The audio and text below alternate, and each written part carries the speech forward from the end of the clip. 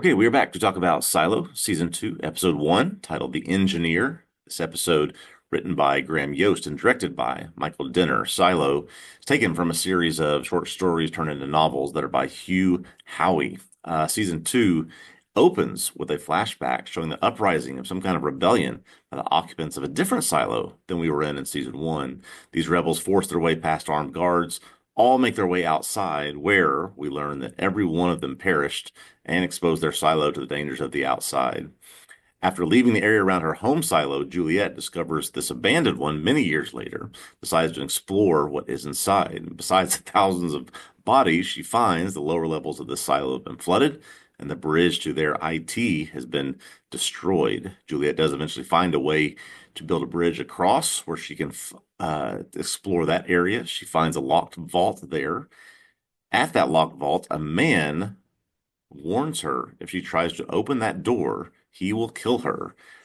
Throughout the episode, we also see another flashback where young Juliet joins Mechanical, where she starts her career there as a trash sorter, befriends Shirley, and begins to apprentice under Walker.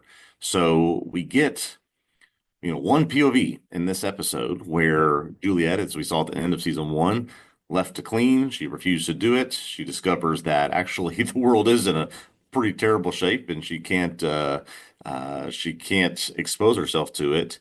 She discovers that there are dozens, if not hundreds, of other silos out there. In this episode, we look into one of them. So, thoughts on just sort of the mechanics and how they told the story through this episode? Because we don't see any of our other main characters in this premiere here for season two. Yeah, which I guess thinking about it is not terribly surprising. And I know that, you have your criticisms or worries about this episode from reading the article you wrote on it, which I get and share, at least to some Mhm. degree. But it largely worked for me. And particularly at the beginning of the episode, I felt really hooked and like really entertained. And I think the thing that relates to your criticisms is the middle dragged. Yeah. You know, like you're saying, like, oh, she can't get, she hears a noise, but she can't get across the gap. We know that she's going to get across the gap. And I found myself thinking as I was watching, like, I wish she would have just gotten across the first try. Yeah. Yeah, I know. Like, why are they going to they're gonna spend like half an hour on this? And I mean, I guess the thing is, it becomes clear. This was also my kind of complaint, such as it was about season one. Sometimes the show just moves kind of so slowly. Um, But I think that's just what it is. I think we have to accept that and stop complaining about it, probably. We can complain about it today, but I Yeah, don't know that this worry is going to go away, right? I think it might do this again to us, where it's just kind of like, really, that's all that happened? I think you're right. And I think that I need to accept the fact that we're, at least for some period of time, if not the entire season, going to have, maybe we're flipping back and forth between locations in these episodes. And I think it's pretty clear that episode two is going to go back to the original silo. I've seen pieces of commentary and review from this season that, it was very often Rebecca Ferguson and Steve Zahn filmed their scenes completely separate and apart and on different days and different times, different places than the rest of the cast and crew. So I probably shouldn't expect much of them overlapping here in the beginning, at least in the first half of the season. We're gonna go back and forth. It seems like for at least a little while. That's what I would expect. Yeah, And I haven't read the things that you've read, I guess that would bolster that. But just narratively thinking about, okay, what's a show going to do? yeah, Well, I know what it's going to do. It's going to leave us on this cliffhanger, and then the next episode is going to be all about Bernard. yeah, It's yeah, going to be all back in the other silo, and we're not going to proceed any further with Juliet's perspective. We're going to end with this weird guy's eyes in the slot saying, "I'll kill you if you try to open the door again," and it'll be 2 weeks before we get back to yeah, that. yeah, I would guess, maybe part of that is I haven't read the books or stories, but maybe part of that is mimicking the structure of the source text, right? yeah, Because you do often see that if you're reading a book, that it will, one chapter will end, and then you'll go to some other perspective for the whole next chapter or multiple chapters before you get back to yeah. that cliffhanger, and sometimes it's done really well and you end up reading the whole book really fast. we are watching this week to week. So, Yeah. Yeah. um, but I think that's part of it too, is I don't know quite know how to put this. Like you mentioned the episode Machines from season one. I think that's fair, and there was some similarity, but I was thinking about it from a writing perspective. It feels to me as though they decided this is what this episode is going to be. This is what's going to happen. Here's how it starts. Here how it ends, and then they just maybe fluff out the middle. Yeah. Like so, And maybe the episode just could have just been shorter. I think I would agree with that assessment. In fact, I know that I agree with that assessment. I found myself thinking, particularly as we looked at the flashback to her in Mechanical, I appreciate the idea, the sense of we sort of we get introduced to what her abilities are, what her skills are, the things that she's able to do, the things she's able, the relationships she starts to form. But almost just seemed like it was there just so it could introduce that final conversation where I think between her and Shirley, when they're sitting down as teenagers and they're exploring toward the depths of the silo, and there's something about, if you had to do it, if you were pushed enough, you would you would face this challenge essentially. And then it's like, okay, then Juliet here in the present timeline faces the challenge and gets the bridge made and all that, right? It's like, did that only exist just to get to that point? But I think I agree with you. We could have Mhm. cut some fat off of this somewhere. Yeah, and okay, but so then maybe it's fine. But what was the episode doing in going back and forth? The flashbacks, I don't, I think it's true what you said, basically. This is the work that they do. Um, Maybe it's helping to deepen the character of Juliet Hmm. more. We already kind of knew this about her in a large degree. Yeah. Um, I kind of read it as maybe she was pulling on that experience and remembering that herself in terms of Yeah. motivating herself to push forward. Like, what else are you going to do? Just die? Exactly. That's Um, that's the conversation. Yeah. so I think it works thematically, right? Because um, try to move towards stuff that's maybe a bit more interesting from this. But one of the things that you were wondering about in the article you wrote, it's like, why does she go to this silo? Let's talk about Hmm. that. Um, because I kind of found myself thinking that too towards the beginning. It's like, why are you going in the corpse silo? Like Yeah. she's literally like climbing over dead bodies. We see dozens of them, and I think this is the only one that we see that has, I mean, thousands of dead bodies just sort of littered everywhere. But as you get close to the entrance, Yeah. So I thought two things that kind of hang together. Like, why does she go to that silo? One is she's got a limited air supply in her suit, and she yep. knows that. Whether she knows exactly how long it'll last, I'm not sure. I'm not sure if that's ever clarified or whatever. But she knows that like she doesn't have a ton of time. Yep. This silo's door is open, Yes. so that's something. Even though it's full of dead bodies, she can get in there. She can get out of what is a hellscape she now knows will kill her, right? Yes. Trying to go to one of the other ones, what are you going to do? Like go knock on the door and hope that they let Yeah. you in? There's difficulty there. Um, Also, maybe this one was just the closest. I don't know for sure Yeah. It based on certainly what seemed I like it read. was Yeah, close, and it certainly seems like there's the smallest chance of her if she gets in encountering other people. It could be a quote unquote safe space for her for a while if everybody's dead. yeah, like maybe you're just hoping for breathable air. Like Exactly. what? Exactly. Then what comes next? You try to figure it out. I still don't know. She found some water. Still don't know about the food situation, but she did find a living person. So Yeah, yeah, I am very intrigued to see where this goes. I have some food and water questions as we get to the guy in the vault and how he's for however long survived down there. Yeah, let's go in that direction. But I guess first circle back to the opening scene. Of We know that there was a rebellion in the original Silo, which I guess we decided to call Silo Prime. Are other people doing that? Or other people calling it I Silo just Prime? I just decided for sake of convenience to put that in the Uh, piece, and so maybe it catches on, maybe it doesn't.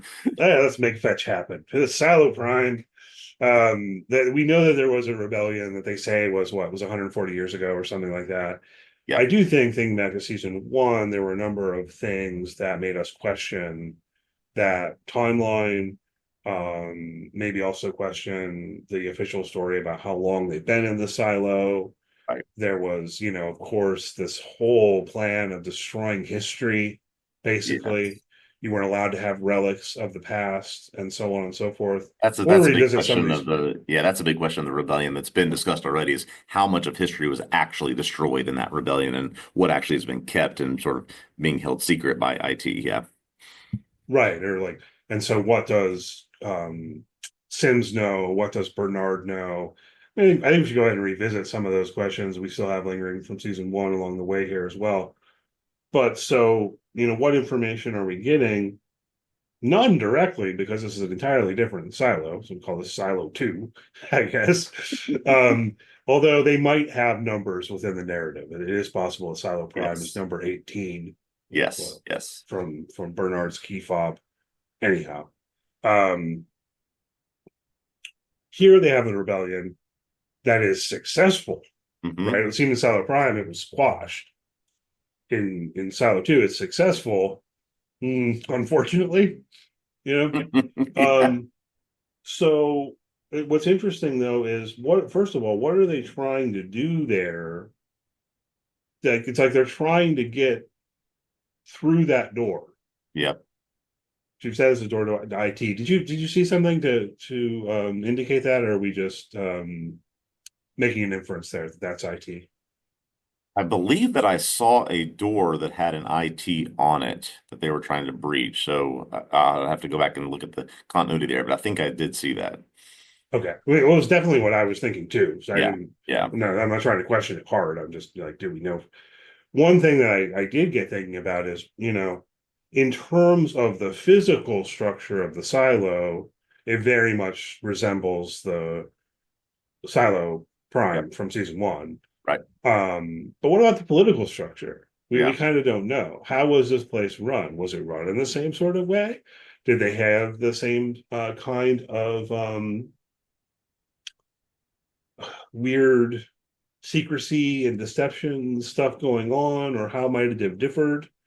What did that power structure look like? And it would Yeah. seem that our rebels are trying to get through that door, and they won't open it.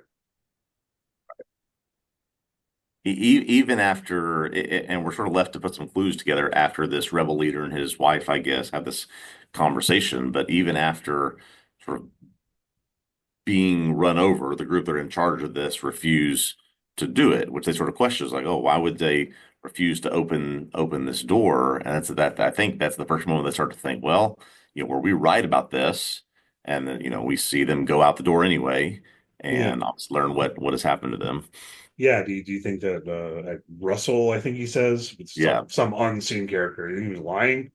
It's interesting elliptical dialogue, right? Do you think he was lying? Well, there's one way to find out, meaning let's go outside. And then the other thing that guy says, I don't know if he gets a name. The other thing he says is something like, "We're going to be dead either way," implying that, well, if they don't go outside now, the powers that be, whoever's behind that door in IT, is going to kill them. Yep. I Yep. guess is the implication, right? So I don't think it's just one guy behind that door. Ultimately, I don't know. Oh, Do you? interesting. Okay, I hadn't even thought about that. Yeah, because it does raise a lot of questions. If there's one guy back there, is how long ago was this rebellion that we saw? How long has he survived there by himself? How is he surviving there by himself? Obviously, after a certain number of years, if it's just one person left, he's going to expire, and we're not going to have a person there. So it must have been less than a lifetime ago that this rebellion has happened. But yeah, I didn't even consider the Probably. possibility that there may be more people back there, but that certainly could be the case. Yeah. I mean, either way, I think that perhaps in part because in Silo Prime, we were told the rebellion was, 140 years ago or whatever, and just maybe something else about how it's all shot and how Mhm. dead everyone is. Yeah. Real dead. It's like real. They're really real. They're very very dead. Yeah. That all of that might put us in mind to think that this happened a long time ago. But I don't Yeah. know that we know that. I mean, Yeah. how quickly does the toxic environment kill you and cause your flesh to decay and things like that? Maybe it's really quickly. Maybe this happened yesterday. Maybe this happened a Yeah. week ago. This is a great Uh, point because I think we're so trained to, you see sort of crumbling, smoldering, just bones and clothes. And we just have seen so many instances over TV and movies that, oh, that, this happened decades and decades ago, and they've decomposed to the point where there's just nothing left. Yeah, we don't know if what's happening outside does that over a period of hours or days or weeks, or what to expect from this. But I think that may be part of the mystery here is, okay, there's, someone or some people were able to survive. So that rebellion cannot have been that long ago, I guess is what we have to infer. unless there are enough people behind that door Yeah. in their safe part of the silo, which Yeah. also includes adequate food sources and all of that, and Yeah. adequate people to continue to reproduce Yeah, for exactly. generations. I mean, Exactly. and I think that's possible. We really don't know. Yeah. It would seem like the rest of the silo though has been abandoned. Yeah. Um, and that leads to another question, which is one that people were asking at the end of season one as well. We now know that there are multiple silos, however many. Hmm. Presumably, they all have people in them, or at least once it did. Yeah. Are they in any contact with one another? All right. So this, I'm glad you brought this up. To me, you introduce this type of structure where there are these identical, I mean, they look identical in terms of shape, in terms of structure, in terms of function, at least what we can see of these silos. It's too big a coincidence to say they were all just done individually and uniquely and they all operate. My thought is they have to be in some sort of communication in terms of how they work, what they're doing with them. Why would we have what seemingly was a similar attempt at rebellion in Silo Prime is what happened in this one, right? So they're trying to keep people out in the same way. I think at the very least, they're in communication with one another. I almost think that would have to be the case. You would think. I mean, yeah, that this is my guess as well. And I Yeah. would further guess that Bernard knows, and that like Bernard might be the only person in Silo Prime who knows and who has any level of contact with anyone else in any other silo. Yeah. I think that's possible. To go back to the last show I wrote about for this site, this is the Targaryen, prophecy that it's passed down from leader to leader, right? So someone passes it to Bernard, Bernard would pass it down to the next person of IT, right? This is sort of the thing that's passed between a very, very, very small number of people that can connect these things and keep them in communication. That could be completely off base, but I don't see how they're not connected in some way like that. Well, I mean, it does, and there is another possibility that some of them are and some of them aren't, I suppose. Hmm. Or even if it is a plan, like you were saying, we had some indications in season one that Sims was going to become Bernard's shadow. Yeah. So I don't think Sims does know, but would come to know if we're right about, some of this other stuff, which we're speculating about. Yeah. Um, that does open the possibility that in some instances, maybe the one only person who knew died without being able to pass on the knowledge or whatever. And Yeah. or another possibility is, well, look, I mean, maybe the biggest question is what the hell happened in the first place? Why are the people in the silos? And what was that city on the horizon? Exactly. And like, are we on Earth? And I think we're on Earth. And what Yeah. happened? Because whatever happened had to be something where there was enough time for sufficient planning in terms of making these Yeah. silos, right? Who are the founders? Why were they doing this? What, all of those sorts of questions. But, part of me thinks if we're facing some kind of environmental catastrophe where we're not going to be able to live outside, and the idea is, well, we'll make a bunch of silos.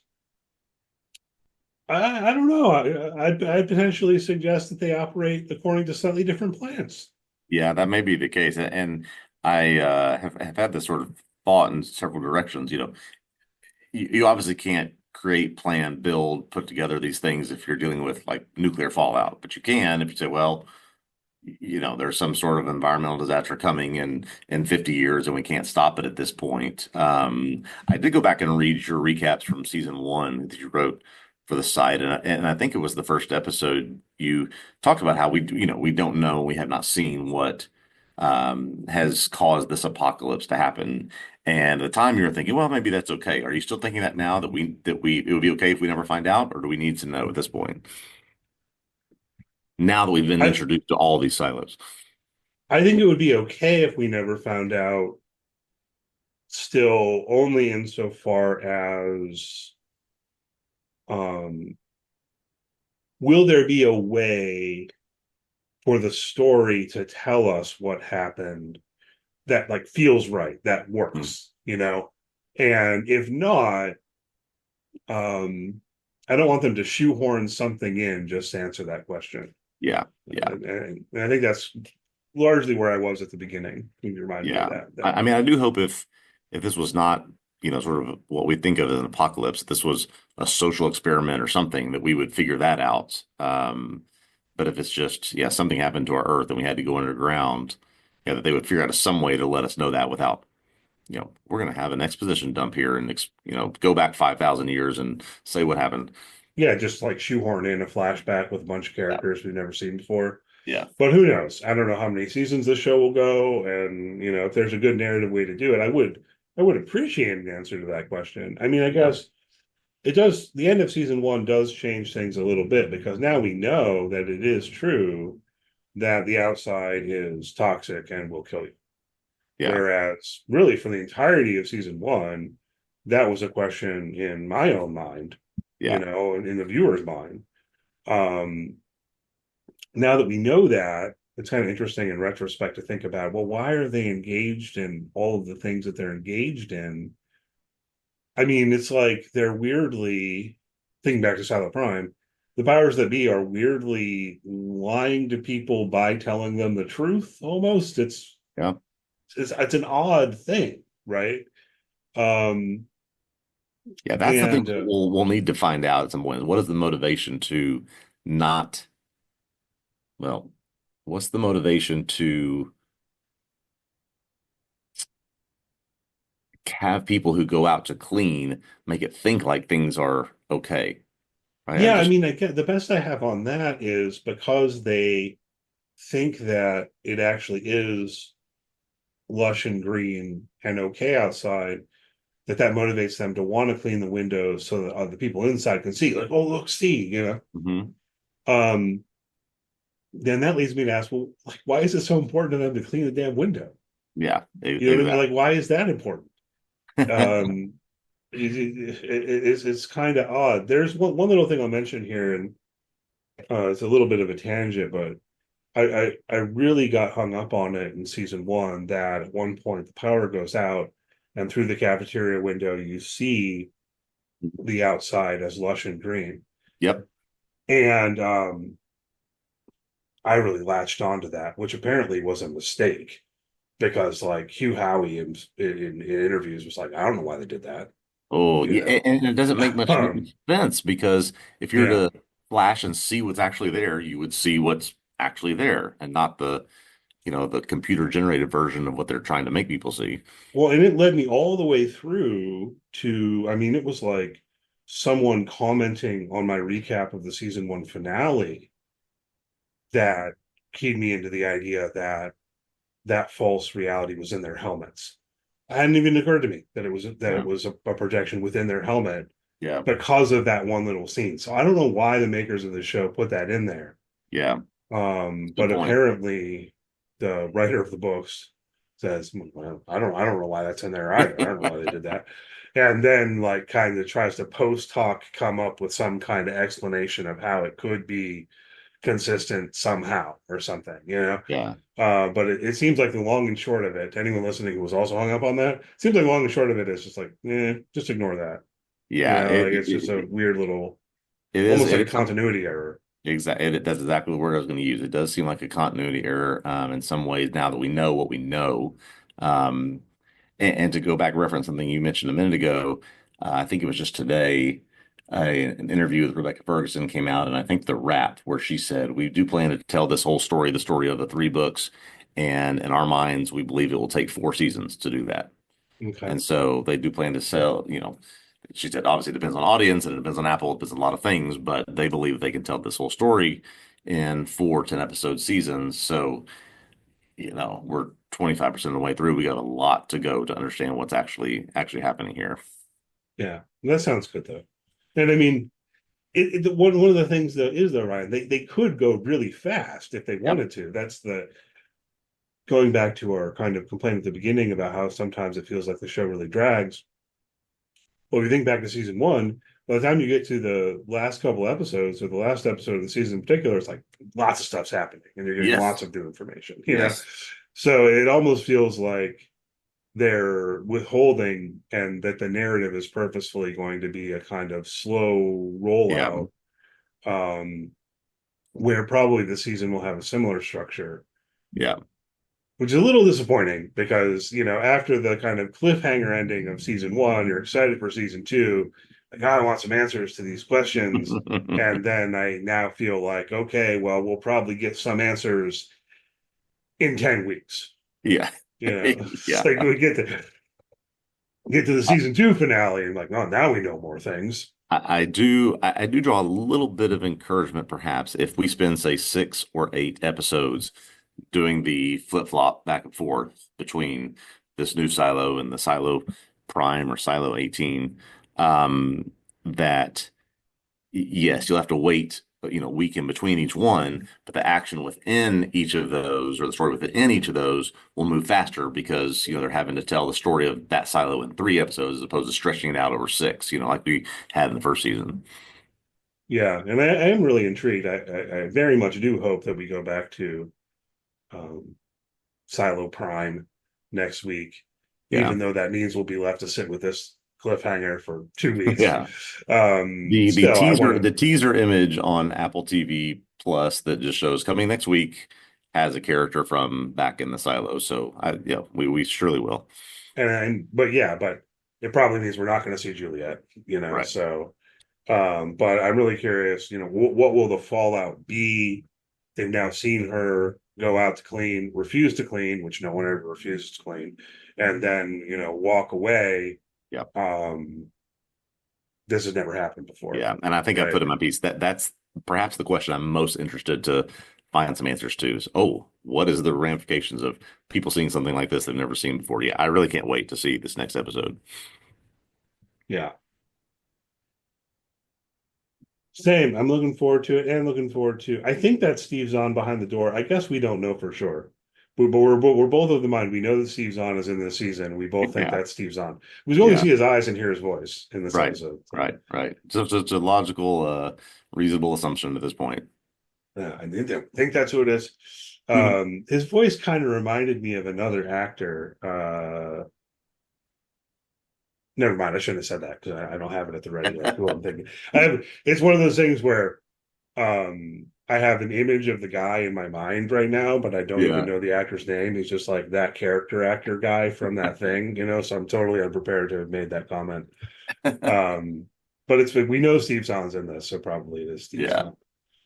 Um, all right, looking at our notes, I think that about covers it. Anything else you want to hit on before we wrap up here? No, that's it. We'll be back next week to discuss, and I'll have piece up, yeah, overnight. I did notice. We'll have to see if this trend continues. I got a notification on my phone. I did verify this was the case. It was at 8 p.m. Pacific last night, Thursday, that they put it online. Right. So I don't know if there was an embargo to when you could post the review, but they posted the episode early for some reason. Yeah, they do stuff like that, so they very well may have. Yeah. And now we're talking shop. But the question on our end in terms of when we can publish the article will be based on what Yeah. it says the embargo time is, which I don't think they changed. So, but yeah, we'll be back next week, talk about episode two. Keep an eye out for Ryan's recap, which will publish a bit earlier in like the wee hours, at least on Friday. And the podcast will generally be coming out in the evening. If you've enjoyed listening to the podcast, please do leave us a good rating, review, subscribe, whatever. If you're on YouTube, give a thumbs up and hit the subscribe button. And check out tvobsessive.com. You can follow the site on social media. A lot of people are flocking to Blue Sky this week. We are on Blue Sky. We've been on Blue Sky for a while. So if you're on there, go and follow TV Obsessive. And you can also find me on there as well, personally, if you're so inclined. And yeah, we'll see you next week. All right, looking forward to it. See you for episode 2.